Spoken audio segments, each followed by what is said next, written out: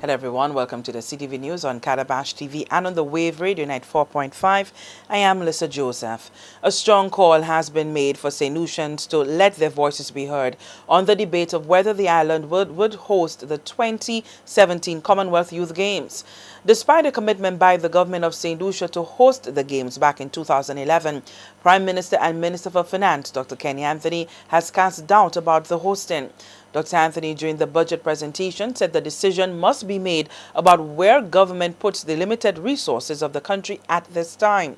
Independent Senator Dr. Stephen King, during his contribution to the debate on the budget in the Senate, acknowledged the tight fiscal situation but called on the government and the nation to weigh carefully the far-reaching impact hosting the Games will have on St. Lucia. And the Prime Minister in his budget statement says that it is for us to debate. I say no. It's for us to decide. As a government, we must make a decision. Are we going to host the Commonwealth Youth Games or are we not? And we must do that now. My understanding of the Commonwealth Youth Games, that the budget is 15 million. The 8.5 million that the Prime Minister, the Minister of Finance raised for the rehabilitation of the George Odlum Stadium, that has to be done regardless. We cannot leave our stadium as it is, whether we host Commonwealth Youth Games or not. The pool, the National Aquatic Center, 12 million, thanks to our great partners, the Taiwanese, the government of Taiwan, Republic of China and Taiwan. Those great partners who have given us a $12 million fund to put in the aquatic center. That also will happen regardless of Commonwealth Youth Games. The question for us as people is, are we going to host the Commonwealth Youth Games? Are we going to make those Commonwealth Youth Games have the legacy that is necessary to galvanize youth sport in this country, such that we have youth sports programs that are robust and every child going to school is in sports? Just like the Jamaicans, we can run faster than Bolt. Our St. Lucians can do it too. But we need to invest in those sports programs. May the Commonwealth Youth Games, if we decide to host them, create that legacy for us. That's the question. Also, I understand there's a cultural legacy component built into the plan for the Commonwealth Youth Games, when we can stand up and show the world what a St. Lucian is, what St. Lucian identity is.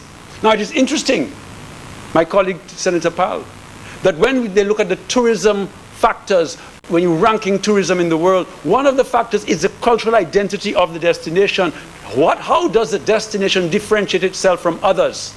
This is an opportunity maybe for us to say, we St. Lucians are differentiated from the Bajans, from the Americans, from the English. This is St. Lucia, and this is what you should come and experience. Meantime, the Chief Executive of the Commonwealth Games Federation will lead a group of some 29 delegates from 21 territories on a visit to St. Lucia this weekend for a joint meeting of the Caribbean and the Americas regions. According to St. Lucia's Olympic Committee President Fortuna Belrose, by the time the group departs St. Lucia on Monday, there should be a clear sense of where the country is at as far as whether St. Lucia will remain host of the multi-sport games. A strategic planning session will be held with local officials and a report on St. Lucia's state of affairs with respect to the 2017 Games. The delegation will engage in a site visit around the facilities in the north of the island, and on Sunday some of the delegates will tour the George Odlum Stadium. At some point, the delegation will meet with the Minister for Infrastructure and Deputy Prime Minister Philip J. Pierre.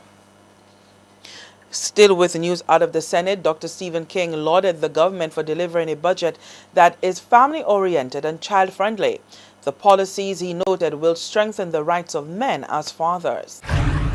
And I'm pleased that the family law bills will be brought to us for us to change the existing legislation so the status of our children can be what it should be, and no longer will there ever be an illegitimate St. Lucian child again.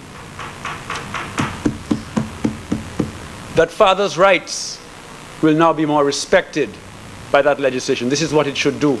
That fathers can have access to their children. We want our men who are fathers to be fathers.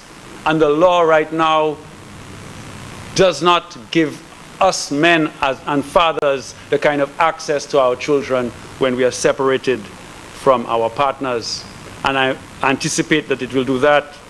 I also anticipate that it will be child-focused, and parent responsibilities will be made mandatory. We will ensure that parents are responsible for their children. I am pleased to see domestic violence will be in there too. A cooling-off period will be introduced so we can remove perpetrators of domestic violence, protect the victims, and get the cool-off period while we move forward.